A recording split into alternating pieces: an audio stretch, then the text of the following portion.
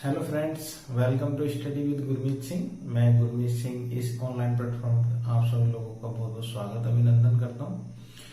तो ये हिस्ट्री की क्लास है और इस क्लास के जो पीडीएफ नोट्स हैं आपको डिस्क्रिप्शन बॉक्स में उसकी लिंक प्रोवाइड कर दी जाएगी। वहीं से आप इस क्लास के नोट्स डाउनलोड कर सकते हैं, पढ़ सकते हैं। ठीक है, तो आज का हमारा टॉपिक रहेगा जो अभी हमारा लास्ट क्लास में क्या टॉपिक चल रहा था, महाजनपद काल।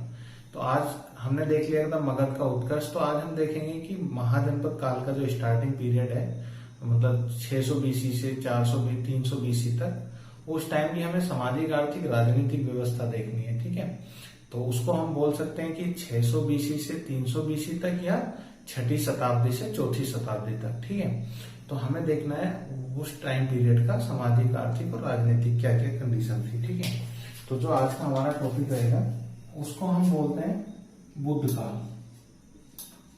ठीक है, बुद्ध काल भी बोलते हैं और इसको सूत्र काल भी बोलते हैं, सूत्र काल। ठीक है, क्यों बोलते हैं वो मैं अभी आपको बताऊंगा। ठीक है, इसकी ईस्वी क्या है, इसको क्या बोलेंगे, कौन इसका टाइम पीरियड क्या है, तो वो 600 बीसी से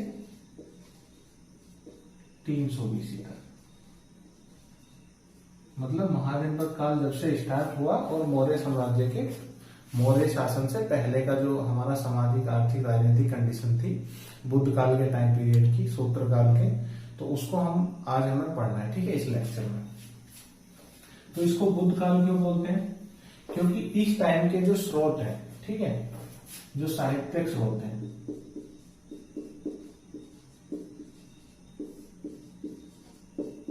साहित्यिक स्रोत कौन से हैं, तो वो बौद्ध ग्रंथ हैं। ठीक है, इस टाइम की जो सबसे ज्यादा जानकारी देते हैं, सबसे ज्यादा ऑथेंटिक जो स्रोत है इस टाइम पीरियड की जो जानकारी दे रहे हैं वो क्या है, बौद्ध ग्रंथ साहित्य। बौद्ध ग्रंथ साहित्य में वही जातक कथाएं, पिटक वगैरह जो जितनी भी हैं।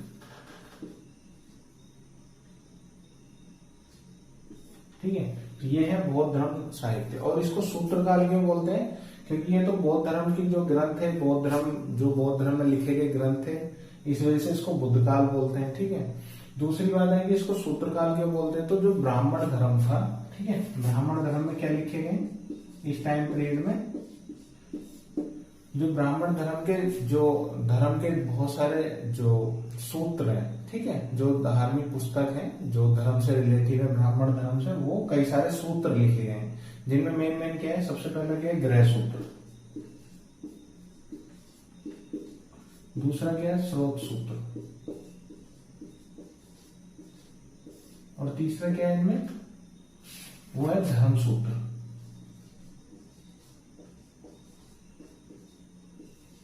तो इन सूत्रों ने इस टाइम पीरियड को जो डिनोट किया है, मतलब इन सूत्रों से जानकारी मिलती है, ये इस टाइम पीरियड के स्रोत है हमारे पास, जो ये जानकारी देते हैं इस टाइम पीरियड की आर्थिक कंडीशन क्या थी, सामाजिक क्या थी और राजनीतिक क्या थी, ठीक है, धार्मिक क्या थी, ये सब की स्थिति कौन बताता है, तो ये ब्राह्मण धर्म से रिलेटेड सूत्र हैं। ठीक है, इसीलिए इसको बोलते हैं सूत्र काल, बुद्ध काल, इसलिए क्योंकि इसमें बहुत सारे मतलब इस टाइम पीरियड में जो बौद्ध धर्म का उसका उद्भव हुआ, उसमें बहुत सारे ग्रंथ लिखे गए। ठीक है, इसलिए इसको बुद्ध काल भी बोलते हैं, सूत्र काल भी बोलते हैं, या फिर बोलते हैं 600 बीसी से 300 बीसी, या फिर इसको बोल सकते हैं कि छठी शताब्दी ईसा पूर्व से चौथी शताब्दी ईसा पूर्व। ठीक है, ये क्लियर रहना चाहिए आपको। तो ये हो गए इसके साहित्यिक स्रोत। अब हम जो सबसे पहले इसमें बात करेंगे कि साहित्य स्रोत के बारे में, साहित्यिक स्रोत के बाद जो हम बात करेंगे कि इस टाइम पीरियड की राजनीतिक जो व्यवस्था थी वो कैसी थी। तो सबसे पहले हम जो बात करेंगे वो बात करेंगे राजनीतिक व्यवस्था की।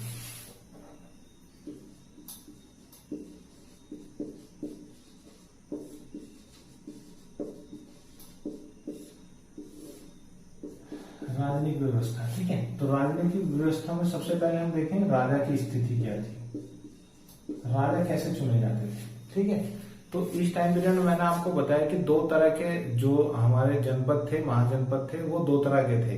एक में राजतंत्र चलता था, एक तरह के जनपदों में जो 16 महाजनपद थे, और कुछ छोटे छोटे राज्य ऐसे थे जहां पे गणतंत्रात्मक व्यवस्था थी। ठीक है, तो जहां राजतंत्र था वहां राजा कैसे चुना जाता था, जन्म के आधार पर, और राजा को क्या माना जाता है राजा का प्रभुत्व जो कॉन्सेप्ट था, जो सिद्धांत था राजा को, तो वो क्या था, मानते थे कि तो जो राजा है वो उसके पास दैवीय शक्ति होती है। देवताओं ने उसको हमारे लिए भेजा है कि ये हम पे शासन करेगा, ठीक है। तो देवताओं द्वारा वो भेजा जाता है। दैवीय सिद्धांत जो होता है उससे राजा अपना प्रभुत्व स्थापित करता था, ठीक है।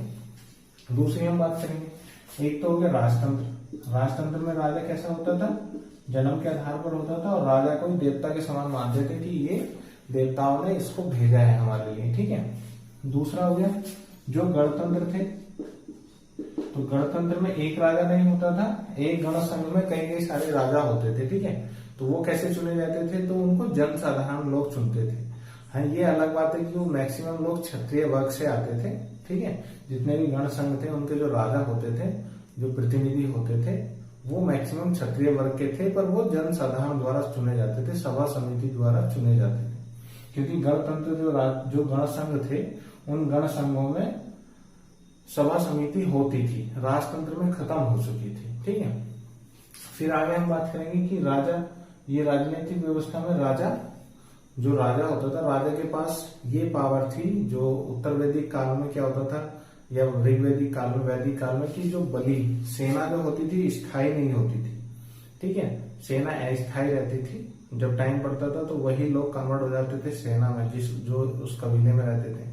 और यहाँ पे क्या होने लगा कि एक स्थायी सेना रखने लगा राजा, ठीक है, और एक नियमित कर वसूलता था। पहले क्या होता था, जो बलि होती थी वो, या जो भाग बोलते थे जिसको, वो इच्छानुसार होता था।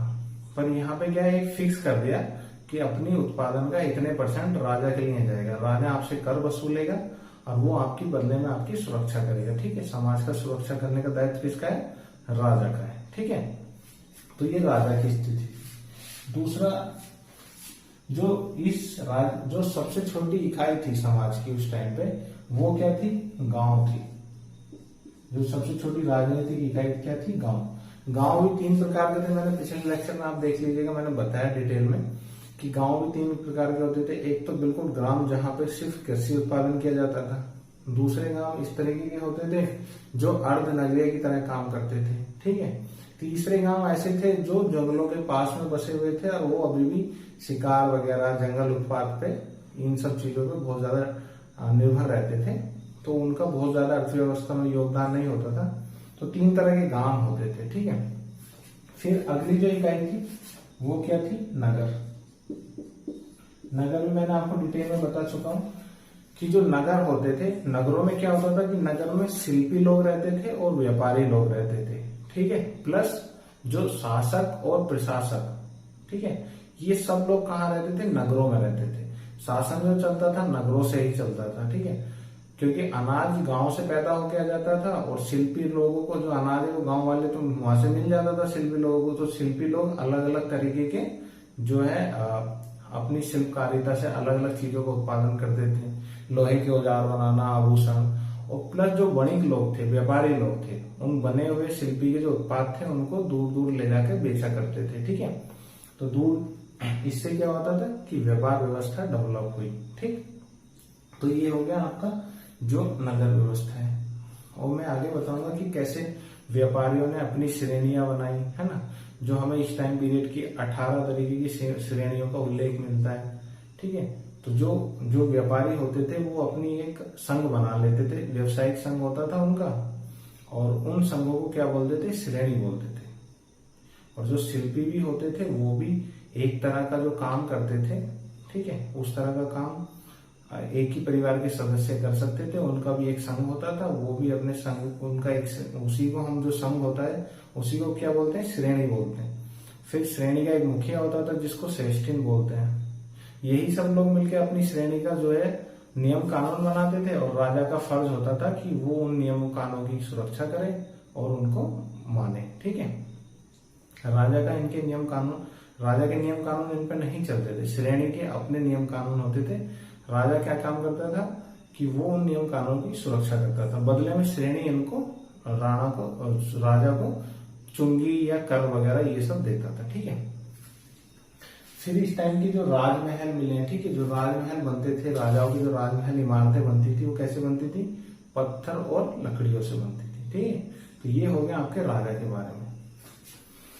तो मोटा मोटा ये राजनीतिक व्यवस्था ऐसी थी कि राजा होता था, गांव होते थे, नगर होते थे, नगरों से प्रशासन, शासन प्रशासन सब यहीं से चलता था, शिल्पी व्यापारी लोग यहीं रहते थे। ठीक है, तो ये अर्थव्यवस्था का मूल केंद्र था। प्लस हम बात करेंगे बेसिक बात की, जो अर्थव्यवस्था की शुरुआत कहाँ से होती है? गांव से, क्योंकि गांव ही स्टार्टिंग में जो प्राथमिक उत्पाद देता है वो गांव देता है खाने के लिए।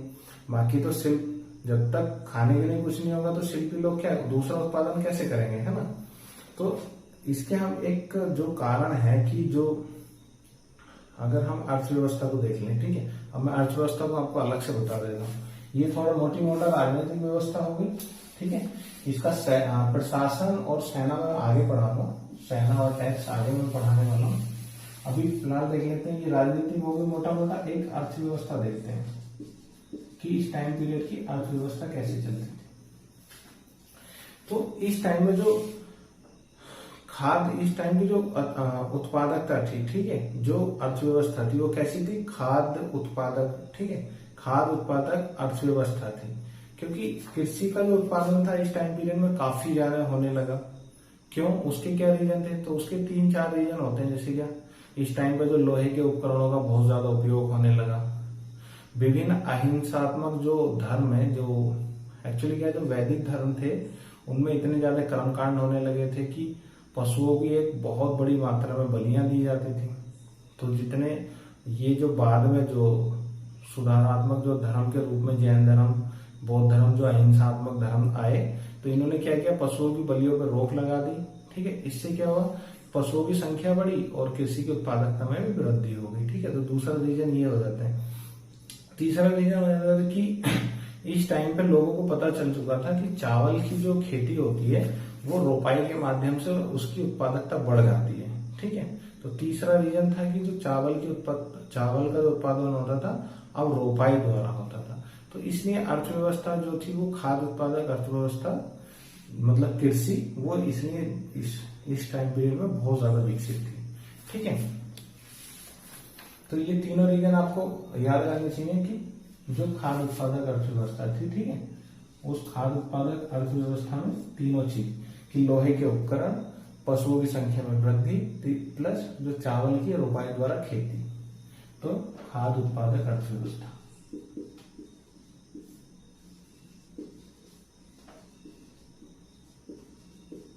ठीक है, अर्थव्यवस्था पहला चीज तो ये आ गई। दूसरा हमें कि व्यापार। अर्थव्यवस्था में हम व्यापार देखते हैं।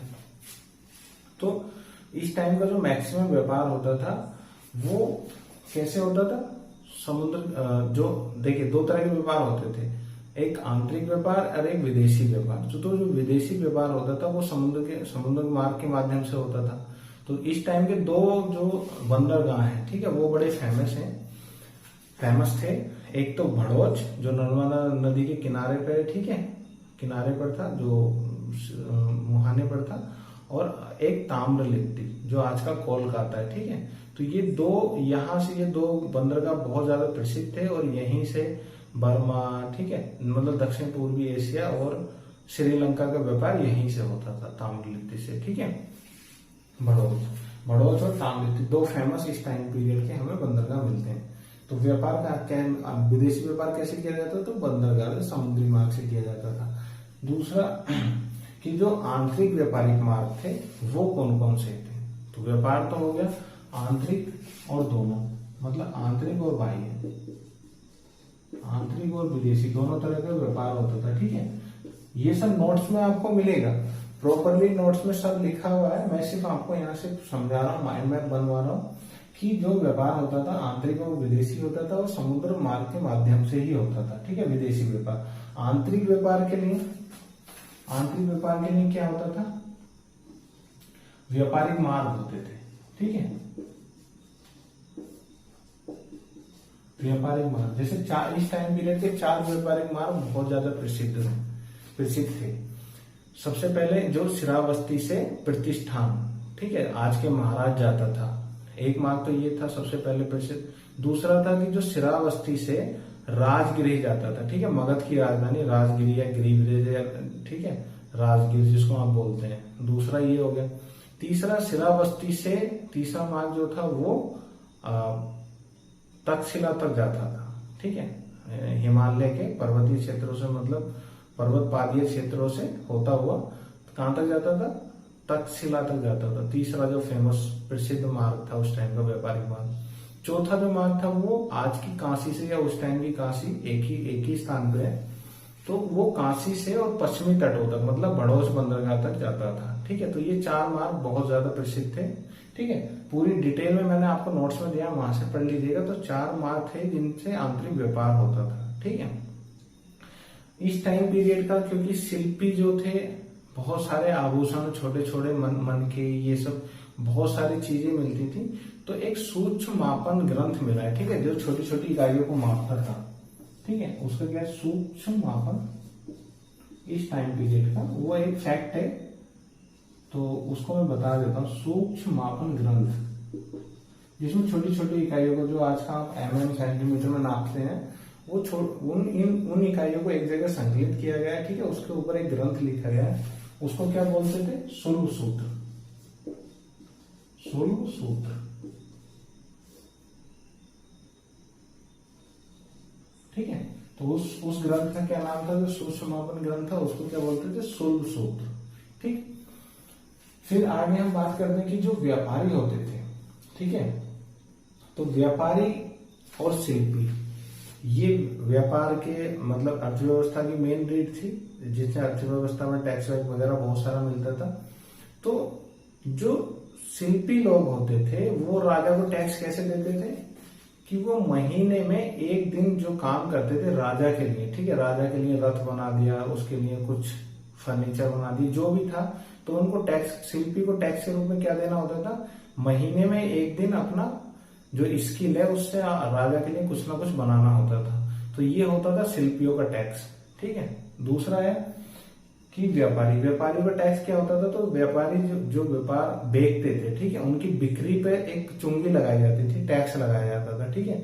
उसी को क्या बोलते थे आप, शुल्क बोलते हैं उसको। और उसको कौन वसूलता था, एक अधिकारी होता था जिसको सोलकिक बोलते थे, ठीक है, शुल्क का अध्यक्ष या फिर सोलकिक। तो ये होता था, व्यापारियों से टैक्स ऐसे लिया जाता था। व्यापारियों की श्रेणियां होती थी, ठीक है, वो मैं बता चुका हूं कि श्रेणियां काम कैसे करती थी, मैं वो बता देता हूं। जैसे मान लीजिए कुछ लोग हैं जो व्यापार कर रहे हैं, ठीक है, और एक ही तरह का व्यापार कर रहे हैं, तो उन्होंने एक अपनी तरह की श्रेणी बना ली, वो उनकी श्रेणी हो गई। अब कोई परिवार है, दूसरी श्रेणी की मैं बता रहा हूं कि दूसरी श्रेणी, जैसे शिल्पियों की श्रेणी कैसी होती थी, कि कोई परिवार है, अब वो आभूषण बना रहा है, तो सिर्फ उसी परिवार के लोग आभूषण, वैसे आभूषण, सोने के आभूषण मान लीजिए, कि सिर्फ उसी परिवार के सदस्य बना सकते हैं, और परिवार के सदस्य नहीं, सिर्फ उसी परिवार के सदस्य। तो जो शिल्पी है, जो व्यवसाय है, उनका थोड़ा निजीकरण हो, मतलब जो स्थानीय विभाजन हो गया, कि ये काम को एक ही स्थान पर, एक ही शहर में बहुत सारे शिल्पी रह रहे हैं, पर एक तरह का काम एक ही परिवार के लोग कर सकते हैं, ठीक है। तो इसको हम बोलेंगे कि स्थानीय विभाजन हो गया, ठीक है, कार्यों का। तो उससे क्या हो गया, हर कार्य के लिए एक व्यवसाय, मतलब एक परिवार के सदस्य हो गए, मतलब हर व्यवसाय बन गया, और हर कार्य एक जो कर रहे हैं एक ही परिवार के लोग कर रहे हैं, तो उन्होंने एक अपना एक संघ बना लिया, उसी को हम क्या बोलेंगे, ठीक है, शिल्पी संघ या फिर श्रेणी, ठीक है। शिल्पियों का जो संघ है उसको क्या बोलेंगे, श्रेणी। उसका एक मुखिया होगा, तो इसी को बोलते हैं, ऐसी करके श्रेणियां बनती थी, ठीक है, कि एक काम के लिए एक श्रेणी में सिर्फ एक ही काम किया जा सकता है। तो इस टाइम के जितने भी ग्रंथ हैं उनमें 18 तरह की श्रेणियां मिली हैं, ये आप याद रखिएगा, ठीक है। तो ये आपकी हो गई अर्थव्यवस्था। दूसरी हम बात करेंगे कि अर्थव्यवस्था में इस टाइम में ज्यादा कुछ नहीं है, बस ये मोटी मोटा याद रखिएगा कि खाद्य उत्पादक अर्थव्यवस्था मतलब बहुत ज्यादा विकसित हो गई थी इस टाइम पे, और व्यापार आंतरिक विदेशी दोनों, और जो शिल्पियों का जो सूक्ष्म मापन ग्रंथ था वो क्या था, वो सुल्ब सूत्र था। तो ये आप याद रखिएगा, बहुत ज्यादा कुछ नहीं है अर्थव्यवस्था में। जो हमारा इस टाइम पीरियड में जो सबसे ज्यादा परिवर्तन हुआ वो किस में हुआ, समाज में हुआ, ठीक है। कैसे, अभी हम देखते हैं सामाजिक व्यवस्था, इस टाइम पीरियड की सामाजिक व्यवस्था।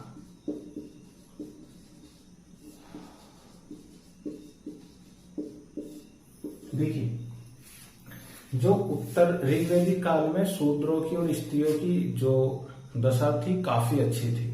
उत्तर वैदिक काल में उनकी दशा में और ज्यादा गिरावट आई, और ये सूत्र काल में, बुद्ध काल में तो उनकी दशा में इतनी ज्यादा गिरावट आने लगी कि वो मैं आगे बताऊंगा कि स्त्रियों की तो कैसी दशा हो गई इस सूत्र काल में, ठीक है। तो बहुत ज्यादा, अब कोई उनके कुछ ऐसा नहीं था कि जो स्त्रियों के आत्मसम्मान के लिए अच्छा हो, ठीक है, या फिर उनकी स्वतंत्रता, हर प्रकार से उनका दमन किया गया, पतन हो गया। उनकी जो स्थिति थी, उनकी स्थिति में पतन होता चला गया। ये उनकी स्थिति का, जो स्त्रियों की स्थिति का बहुत चरम सीमा थी, ठीक है। या दास शूद्रों की, शूद्रों और स्त्री दोनों की जो दशा थी बहुत चरम अवस्था में थी, ठीक है। तो अभी हम देख रहे हैं सामाजिक व्यवस्था। तो हमें पता है कि जो प्राचीन भारत में जो महाजनपद काल थे उसको हम क्या बोलते हैं, द्वितीय नगरीकरण। इसको हम ऐसे भी बोल सकते हैं कि जो ऐतिहासिक, ठीक है, ऐतिहासिक जो नगरीकरण था वो प्रथम नगरीकरण कौन सा था, ऐतिहासिक प्रथम नगरीकरण कौन सा था, तो वो महाजनपद काल ही था। तो आपको कंफ्यूजन हो रहा होगा कि प्रथम नगरीकरण तो सिंधु घाटी सभ्यता थी, तो वो आद ऐतिहासिक थी, ठीक है, आद ऐतिहासिक, ना कि ऐतिहासिक। मैं ऐतिहासिक की बात कर रहा हूं। अगर आपसे पूछा जाए कि ऐतिहासिक काल की नगर कौन सी प्रथम नगरीकरण कब हुआ, ऐतिहासिक काल का प्रथम नगरीकरण, तो वो कब हुआ है, वो महाजनपद काल को हम बोलते हैं, ठीक है, 600 BC में। और अगर ये बोले कि प्राचीन भारत का नगरीकरण, प्रथम नगरीकरण कब हुआ, तो सिंधु घाटी सभ्यता में। और ऐतिहासिक काल का तो जो है हमारा महाजनपद काल, ठीक है। तो ये माइंड में रखिएगा, ऐतिहासिक काल और आदि ऐतिहासिक काल, तो ये वाली चीज याद रखिएगा, ठीक है। तो इस टाइम पे जो ये टाइम पीरियड था, इस टाइम पे क्या हुआ, तो पहली बात तो नगरीकरण, ठीक है। पहला क्या होगा लिख लेते हैं, ऐसे याद रहता है थोड़ा सा, क्या क्या बता दिया क्या क्या नहीं बताया। पहला हो गया नगरीकरण, तो ये ऐतिहासिक प्रथम नगरीकरण था और प्राचीन भारत का द्वितीय नगरीकरण, ठीक है, तो ये याद रखिएगा। दूसरा जो हम बात करेंगे कि इस टाइम पीरियड की जो लिपि थी, क्योंकि इस टाइम पीरियड में जो लेखन साहित्य था, लिखने की जो कला थी उसका आरंभ हो चुका था। तो जो लिपि थी तो उसको क्या बोलते हैं, ब्राह्मी लिपि, ठीक है। इस टाइम पीरियड की जो लिपि है उसका नाम क्या पड़ गया, ब्राह्मी लिपि, ठीक है। तो ब्राह्मी लिपि कैसे लिखी जाती है, लेफ्ट टू राइट, जैसे मैं लिख रहा हूं लेफ्ट टू राइट, ठीक है। तो ये होती है ब्राह्मी लिपि, ठीक है। तो इससे क्या पता चलता है कि हमारा जो लिखने की साहित्य थी वो काफी डेवलप हो चुका था, लिपियां वगैरह सब बनने लगी थी। तो जो जितने भी ग्रंथ है इस टाइम पीरियड में कैसे लिखे गए, वो ब्राह्मी लिपि में लिखे गए। अगली बात करते हैं हम कि वर्ण व्यवस्था कैसी थी, वर्ण व्यवस्था, ठीक है। तो इस टाइम पीरियड में जो वर्ण व्यवस्था थी वो कैसी थी, सबसे पहले मैं बता देता हूं कि जो विवाह कैसे होते थे, विवाह है ना, वर्ण व्यवस्था से भी पहले के भी वर्ण व्यवस्था में जो शूद्रों का कॉन्सेप्ट है इस टाइम पीरियड में, वो उनके विवाह से क्लियर होता है, ठीक है। तो सबसे पहले विवाह, वर्ण व्यवस्था से पहले मैं आपको बताता हूँ विवाह। तो विवाह दो प्रकार के होते थे, अनुलोम और प्रतिलोम। मैंने आपको पुराने पीरियड उसमें भी बताया है, ये उत्तर वैदिक काल में भी विवाह बताएं कि अनुलोम और विवाह ये कैसे होते थे, दोनों इंटरकास्ट मैरिड होते थे, मतलब अलग अलग जातियों से। अगर लड़का जो है उच्च वर्ण का है, ठीक है, और लड़की निम्न वर्ण की है, तो उस विवाह को क्या बोलते हैं, अनुलोम विवाह। और अगर लड़की उच्च वर्ण की है और लड़का निम्न वर्ग है तो उस विवाह को क्या बोलते हैं, प्रतिलोम विवाह, ठीक है। तो ये याद रखिएगा। तो जितने भी अब हम बात करेंगे कि वर्ण व्यवस्था यहाँ पे कैसे डेवलप हुई, नई तरीके से कैसे डेवलप हुई। पुरानी वर्ण व्यवस्था तो हमने देखी थी कि असमानता के आधार पर थी, प्लस आर्य अनार्य के आधार पर थी। कि जो आर्य थे वो तो उसकी जो आर्थिक स्थिति थी उनके आधार पर वर्ण व्यवस्था हो गई, प्लस जो अनार्य थे वो उस टाइम पे शूद्र बन गए। इस टाइम पे जो शूद्र बने वो कैसे बने, तो जो अनुलोम प्रतिलोम विवाह हुए तो उनसे जो बच्चे उत्पन्न हुए उनको क्या बोलते हैं, संकर जाति। मतलब माता और पिता दोनों अलग अलग वर्ण के, अलग अलग जाति के हैं, ठीक है। तो उनसे जो बच्चा उत्पन्न होगा उसको बोलेंगे संकर जाति, हाइब्रिड, ठीक है। तो वो संकर जाति किस श्रेणी में आते थे? अगर कोई भी इंटरकास्ट मैरिज हो गई तो उनसे उत्पन्न होने वाला बच्चा क्या होगा? वो शूद्र होगा। ठीक है, जब शूद्र होगा आएगा मैं आपको बताऊंगा डिटेल में। तो विवाह अनुलोम और प्रतिलोम होते थे। ठीक है, वर्ण व्यवस्था कैसी थी? तो वर्ण व्यवस्था, ठीक है, जन्म के आधार पर थी। ठीक है, जन्म के आधार पर। अब ऐसा नहीं था कि व्यवसाय के आधार पर हो गई। ठीक है, शूद्र ने अगर व्यवसाय, शूद्र कोई व्यापारिक काम कर रहा है तो वो वैश्य हो जाएगा, कृषि का काम, ऐसा कुछ नहीं। शूद्र का बेटा शूद्र ही होगा, वैश्य का बेटा वैश्य, ब्राह्मण का वैश्य, सॉरी ब्राह्मण का जो पुत्र है वो ब्राह्मण ही बनेगा, चाहे वो व्यवसाय कुछ भी कर रहा है। चाहे वर्ण से ब्राह्मण होना चाहिए, ब्राह्मण के घर में पैदा होना चाहिए मतलब, और चाहे वो व्यवसाय कुछ भी करे, खेती करे, युद्ध में जाए, क्षत्रिय बने, ब्राह्मण शिक्षा का काम करे, तो वो क्या कहलाएगा? हो रहेगा, वो ब्राह्मण ही रहेगा। ठीक है, व्यवसाय चाहे वो कुछ भी करे, तो इसको बोलते हैं हम जन्म के आधार पर। ठीक है, वर्ण व्यवस्था जन्म के आधार पर थी। तो जो समाज था कितने वर्णों में बटा हुआ था? तो वो 4 वर्णों में। ठीक है, सबसे पहले ब्राह्मण। तो ब्राह्मण कौन थे? इस टाइम पीरियड में जो ब्राह्मणों का जो डोमिनेंस था वो काफी ज्यादा था। जो जिन जिन राज्यों में राजतंत्रात्मक व्यवस्था थी वहां पे क्या था? ब्राह्मणों का, पुरोहितों का, जो पुरोहित जिसको बोलते थे, अभी उनको ब्राह्मण बोलते हैं, तो ब्राह्मणों का डोमिनेंस जो प्रभुत्व था वो काफी ज्यादा था। ठीक है, उससे क्या हुआ कि जो ये अपने आप को जो वर्ण व्यवस्था में, समाज में सबसे उच्च वर्ण का समझते थे। ठीक है, तो इनको कई सारी इन्हें फैसिलिटी मिली हुई थी। जैसे ब्राह्मणों के लिए इन्हें कोई टैक्स नहीं देना होता था। ठीक है, किसी प्रकार का कोई कर नहीं देना होता था, प्लस इनको मृत्यु दंड नहीं हो सकता था। ये कितना भी बड़ा पाप करें तो इनको मृत्यु दंड नहीं देना होता था, और ना ही राजा को कोई किसी भी प्रकार की भेंट देनी होती थी, बलि या भाग के रूप में, उपहार के रूप में। तो ये हर चीज से स्वतंत्र थे। ये इनकी जो इनको फैसिलिटी मिली थी। ठीक है, दूसरा हम बात करेंगे कि इनके 4 लक्षण, जो ब्राह्मणों के 4 लक्षण बताए गए कि अगर ऐसे लक्षण हैं, सूत्रों की मैं बात कर रहा हूं कि ब्राह्मणों में 4 लक्षण होने चाहिए। पहले तो पहला लक्षण क्या है कि वो ब्राह्मण कुल में पैदा होना चाहिए, मतलब ब्राह्मण के घर पैदा होना चाहिए। दूसरा, उसका जो आचरण है वो उचित होना चाहिए, मतलब सदाचरण होना चाहिए, उसका उचित आचरण, मतलब बिहेवियर जो होता है जिसको हम बोलते हैं व्यवहार, उसका बहुत उचित होना चाहिए। ठीक है, सबके लिए आचरण उनका अच्छा रहे। ठीक है, दूसरी बात ये हो गई। तीसरा हो गया कि वो अपनी ज्ञान विज्ञान, ठीक है, अपने ज्ञान से प्रसिद्धि प्राप्त होना चाहिए उसको। ठीक है, ऐसा नहीं कि सिर्फ पैदा होने से कुछ हो जा रहा है, कि वो ऐसा हो कि वो फेमस हो जाए, कि वो बहुत जो विद्वान है, बहुत ज्यादा उसको ज्ञान है। ठीक है, चाहे वो किसी भी क्षेत्र में हो, तो उसे प्रसिद्धि मिलनी चाहिए। चौथी बात आती है कि वो जो लोग हैं, जनजीवन है, ठीक है, वो लोगों को शिक्षित करने का काम करना चाहिए। शिक्षा का प्रसार कौन करेंगे? वो ब्राह्मण करेंगे। तो ये हो गया आपको ब्राह्मण। इनके ऊपर, क्योंकि ब्राह्मण अपने प्रभुत्व के लिए बहुत सारे उल्टे सीधे काम करवाते थे, दूसरे लोगों को काफी इनकी वजह से काफी पिछड़ना पड़ा, समाज को इन लोगों ने डिवाइड कर दिया। तो जो बौद्ध धर्म ग्रंथ हैं, ठीक है, जितने भी बौद्ध धर्म ग्रंथ हैं उसमें ब्राह्मणों की काफी ज्यादा आलोचना की गई है। ठीक है, तो बौद्ध धर्म ग्रंथों में ब्राह्मणों को कोई प्रश्रय नहीं, उसके बदले काफी ज्यादा आलोचना की गई है ब्राह्मणों की। ठीक है, तो अगला वर्ण ये हो गया आपका ब्राह्मण। दूसरा वर्ण आता है क्षत्रिय। देखिए, जो ब्राह्मण धर्म ग्रंथ है उनमें ब्राह्मणों को सबसे उच्च स्थान मिला, प्रथम स्थान मिला है, और क्षत्रियों को सेकंड मिला है। पर बौद्ध धर्म ग्रंथों में क्षत्रिय को प्रथम माना गया है। ठीक है, प्रथम श्रेणी का जो माना है वो क्षत्रियों को माना है, चाहे वो बौद्ध धर्म ग्रंथ हो, चाहे वो जितने भी गणतंत्रात्मक शासन थे वहां पे ब्राह्मणों को कोई मतलब अलग से कुछ नहीं दिया जाता था, मतलब बहुत ज्यादा इनको वरीयता नहीं दी जाती थी ब्राह्मणों को। गणतंत्र, मैं गण संघों की बात कर रहा हूँ, गण संघों में ब्राह्मणों को कोई ज्यादा वरीयता नहीं दी जाती थी, तो इसलिए गण संघों में क्षत्रियों को प्रथम स्थान पर रखा जाता था।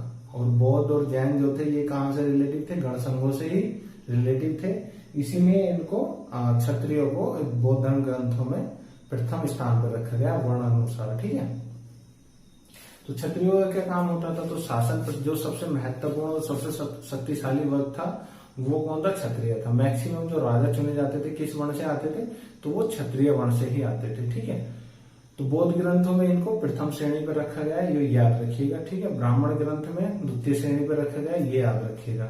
ठीक है, ये दोनों चीज फैक्ट याद रखने चाहिए।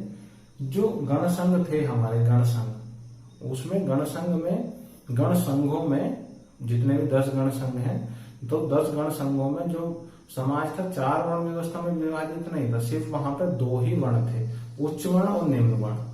तो उच्च वर्ण में क्षत्रिय आते थे और निम्न वर्ण में बाकी सब जितने बच्चे थे सब निम्न वर्ण में आते थे। वहां कोई ब्राह्मण नहीं था, कोई शूद्र नहीं था गण संघों में। ठीक है, तो ये हो गया आपका क्षत्रिय। तीसरी बात करते हैं हम वैश्य। ठीक है, वैश्य या इसको बोलते हैं गृहपति। ये दोनों में क्या अंतर है, कौन होते थे, तो जो अगर हम जो महाजनपद काल जितने भी महाजनपद थे, ठीक है, महाजनपदों में वैश्य कौन होते थे, जो कृषि पशुपालन व्यापार का जो काम करते थे वो कौन करते थे, वो वैश्य लोग होते थे। क्षत्रिय लोग शासन प्रशासन और ब्राह्मण लोग जितने भी काम कांड वगैरह थे ये सब, ठीक है, और शिक्षा का काम वो सब ब्राह्मण करते थे। और जितना भी पशुपालन हुआ, कृषि हुआ, ये सब कौन, व्यापार हुआ, ये सब कौन करते थे, तो वैश्य करते थे। गृहपति, गृहपति का जो शाब्दिक अर्थ होता है वो होता है घर का मालिक। ठीक है, घर का पति, तो गृहपति। तो गृहपति किसको बोलते हैं, तो जो धनी किसान होते थे। ठीक है, तो जो धनी किसान होते थे उनको क्या बोलते थे, गृहपति। जो काफी ज्यादा समृद्ध हैं, बड़े किसान हैं, ठीक है, तो उनको वो हो गए गृहपति, उनको बोलते थे। ठीक है, होते किस वर्ण में आते थे गृहपति भी, तो वो वैश्य वर्ण में ही आते थे। ठीक है, तो इन्होंने क्या किया, शुरुआत में इन्होंने पशुपालन कृषि ये सब किया। जब इनको लगा कि सही टाइम है, फिर इन्होंने भी अपने जो पूंजी होती थी वो किसमें लगाई, वो मतलब उसमें अपना अपने आप को व्यापार में लेके आ गए। ठीक है, क्योंकि जो ब्राह्मण धर्म था उसमें धन को इकट्ठा करना क्या था, कि पाप था, कि उसमें आप धन नहीं इकट्ठा कर सकते। तो इन सब लोगों ने क्या किया कि बौद्ध धर्म वगैरह में क्या था, इन्होंने बहुत ज्यादा बौद्ध धर्म को प्रश्रय दिया वैसे लोगों ने, गृहपति लोगों ने, कि उसमें अलाव था धन को संचय करना। बौद्ध धर्म में अलाव था कि आप व्यापार कर सकते हैं, ठीक है, सूद ले सकते हैं, ये बौद्ध धर्म में सब अलाव था। ठीक है, तो इस बौद्ध धर्म को इन लोगों ने काफी ज्यादा, इन लोगों ने भी बहुत ज्यादा हेल्प किया। ठीक है, वैश्य लोगों ने।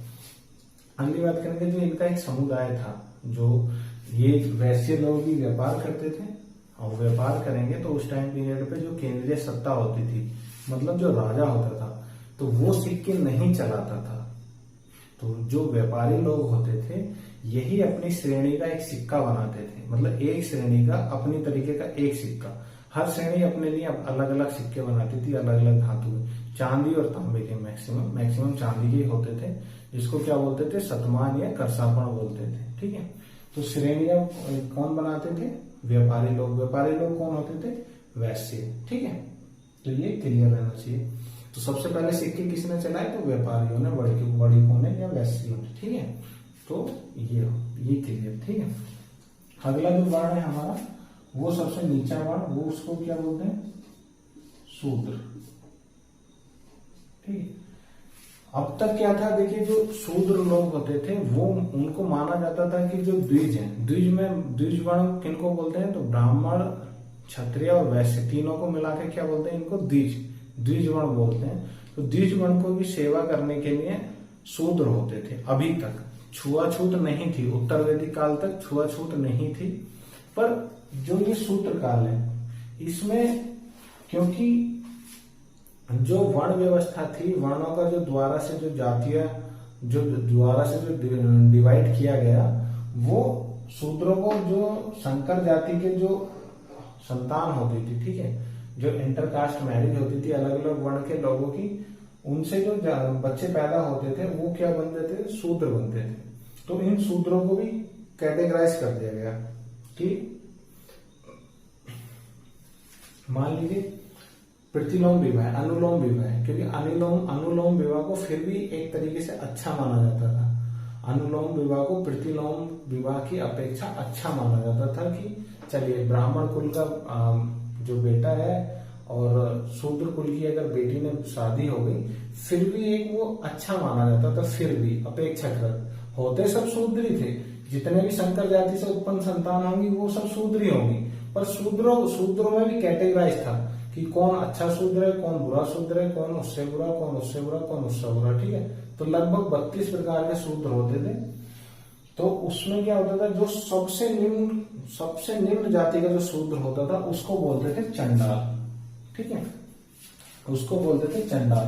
तो चंडाल कैसे बनते थे, क्या काम करते थे, तो जो जब मृत्यु हो जाती है तो आपको भी पता है जो पशु वगैरह जो मर जाते हैं उनको जो दफनाने का काम करते हैं या फिर चमड़ा निकालने का काम करते हैं, ठीक है, या आदमियों को दफनाने का काम करते हैं, तो वो कौन करते हैं, तो वो चंडाल करते थे। चंडाल बनते कैसे थे, तो प्रतिलोम विवाह से, ठीक है। तो चंडाल कैसे बनते थे, प्रतिलोम विवाह से बनते थे।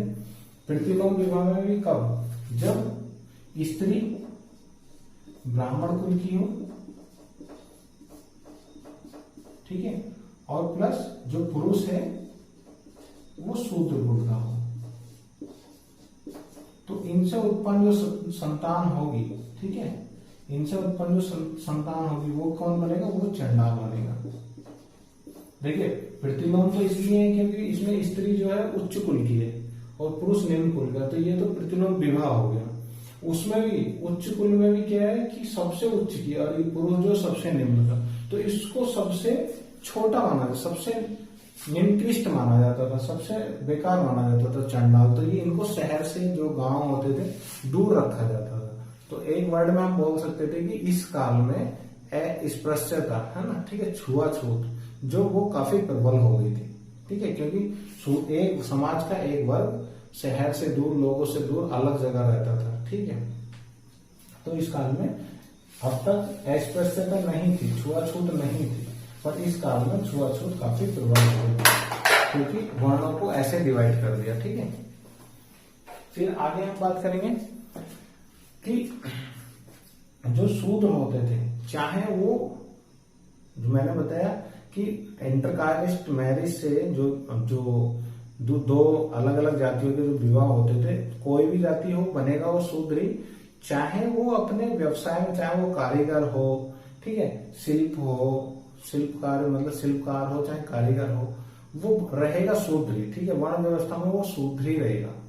और गांव में जो शूद्रों की, जो मजदूरों की जो अवेलेबिलिटी थी, मैक्सिमम वो शूद्र होते थे, जिनको कर्मकार या फिर कृषक, ऐसे कसक ये सब बोला जाता था, ठीक है।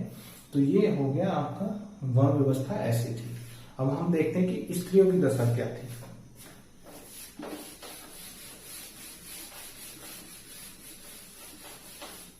तो हमें देखना है स्त्रियों की दशा।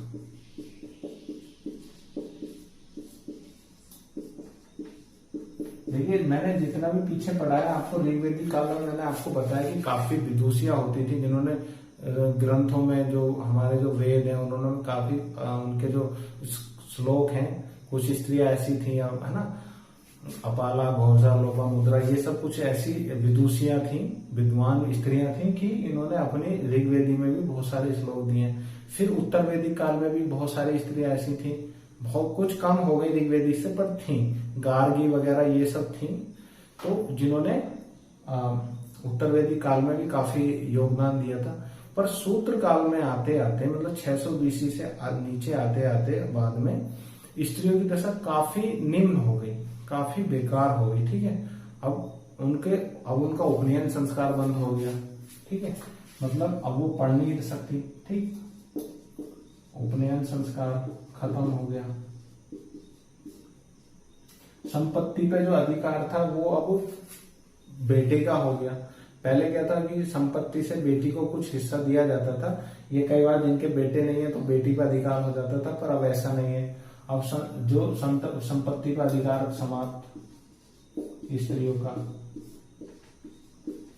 कोई अधिकार नहीं दिया जाता इनको, स्त्रियों को, ठीक है, सूत्र काल में।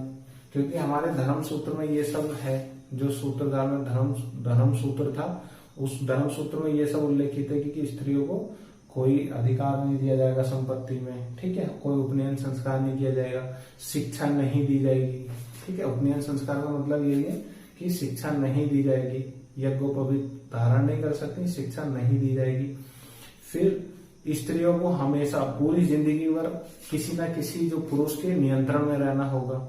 शादी से पहले वो पिता के नियंत्रण में रहेगी, ठीक है, शादी के बाद वो अपने पति के नियंत्रण में रहेगी, और बच्चे होने के बाद अपने बच्चों के नियंत्रण में रहेगी, ठीक है। जब बच्चे बड़े हो जाएंगे तो अपने बच्चों के नियंत्रण में रहेगी। कुल मिला के स्त्री को बिल्कुल उसकी स्वतंत्रता बिल्कुल खत्म कर दे। आदर्श स्त्री उसको माना जाता था, ठीक है, आदर्श स्त्री उसको माने जाने लगा जो कि पूरी जिंदगी भर अपनी पति की सेवा करती थी, उसकी एज ए गुलामी करती थी, ठीक है। वो मार रहा है, पीट रहा है, कुछ भी, अगर वो उसका विरोध नहीं करती थी, अगर जो पति अन्याय कर रहा है और उसका उसने विरोध कर दिया, तो ऐसा माना जाता था कि ये आदर्श स्त्री नहीं है, ये बेकार स्त्री है। और अन्याय को भी सहती रही पूरी जिंदगी भर, तो माना जाता था कि ये आदर्श स्त्री है, घूंघट में रहना, ठीक है। तो ये सब जो कुप्रथाएं आई, कब आई? स्त्रियों का जो निम्नीकरण हुआ, कब हुआ? तो सूत्र काल में, ठीक है। तो ये सब स्त्रियों की दशा को, जो स्त्रियों की जो दशा थी सबसे ज्यादा कब नीचे आई? तो वो सूत्र काल में हुई। स्त्रियों को अब जो था हे की दृष्टि से देखा जाता था, मतलब शुभ नहीं माना जाता था।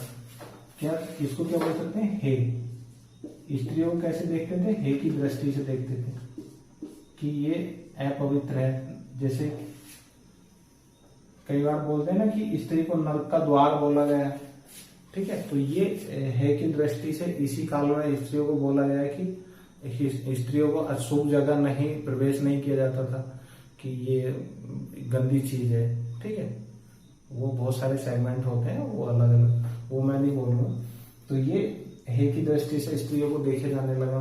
प्लस जो सभा समिति में जो पहले स्त्रियां भाग लेती थी वैदिक काल में, अब सभा समिति में कोई स्त्री भाग नहीं ले सकती, चाहे वो सभा व समिति में कहीं भी, चाहे वो गणसंघ हो या राजतंत्र हो, ठीक है, कहीं भी किसी भी समिति में स्त्री भाग नहीं ले सकती, ठीक, कोई आर्थिक कार्य नहीं कर सकती।